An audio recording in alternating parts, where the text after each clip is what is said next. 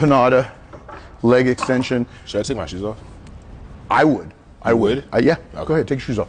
Alternating leg extension, Panada. We have the selectorized piece, it's great, but when you really want to work on the isolateral so that one leg doesn't grow over the other, using an independent isolateral machine works amazingly well. Why do I add in only 25s? Because the incremental increases on a plate loaded and you're adding in the 45-pound plates are going to be big jumps. So what we like to do is use 25, 25, 25. So therefore, you're gonna have those smaller increments and you're gonna be able to do just a fewer less reps, but still be able to control your form. That's why I like to use 25-pound plate increases versus the 45-pound. So the key to these exercises is not just how many reps you do, it's the quality of reps.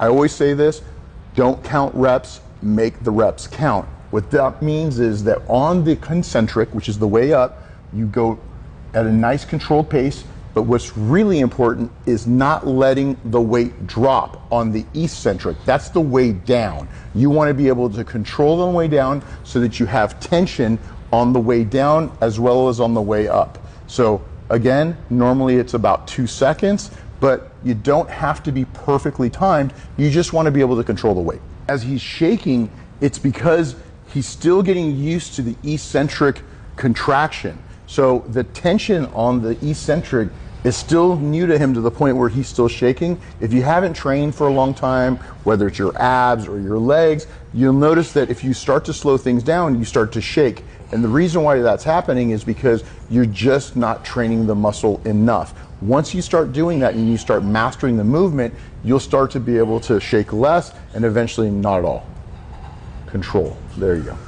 So Mr. Upper lower body, right? Very basic workout, nothing wrong with it. A lot of people use it. But as we're starting to do more bodybuilding workouts, we went into a push-pull legs, day off push-pull legs. So now he has more time to be able to focus on recovery and less time in the gym. He was spending 4 hours to do upper, 4 hours to do lower. Very, very inefficient. So now we're gonna do 2 hours, an hour and a half to 2 hours. And what we're doing is we're doing push, pull legs. Now the key here is to keep your hips down so you don't lift up, so you can get a proper stretch as your feet come down.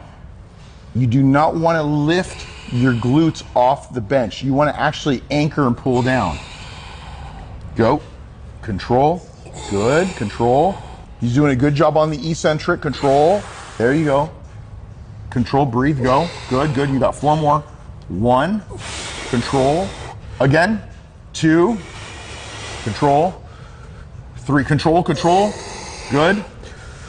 You got 1 more, 1 more, 1 more. Okay, now we're gonna rest for a few seconds. Now what we're gonna do is we're gonna do an intensity multiplier. What that means is we're gonna multiply the intensity by doing partials. Let's go, I want 5, halfway up, go.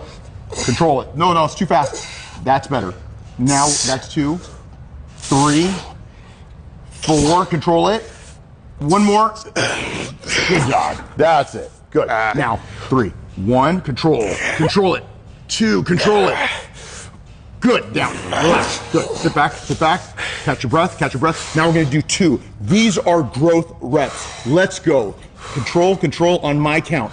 3 seconds, 2 seconds, 1 second. Good. 2 reps, control it. Go. Up. Control. Good. Good negative control. 1. Good. Good. Relax, we got last one, we're gonna do 1. 1 controlled rep. Catch your breath, catch your breath, catch your breath, okay? Control, control.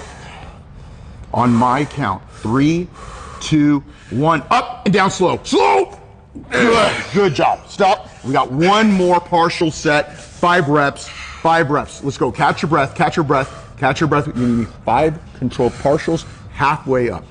On my signal, 3, 2, 1, go. Halfway. 1, 2, 3. Good, good. 2 more. Go, go, go. 4. 1 more. That's it. Good job.